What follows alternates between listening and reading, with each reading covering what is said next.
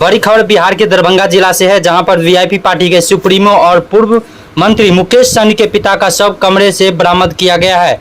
बताया जा रहा है कि सबको एक धारदार हथियार से कई बार हमले कर दिया गया है। सूचना के बाद से मौके पर पहुंचे एसडीपीओ मनीष चंद्र चौधरी सहित बिरौल सहित थाना की पुलिस मामले की छानबीन में जुट गई है।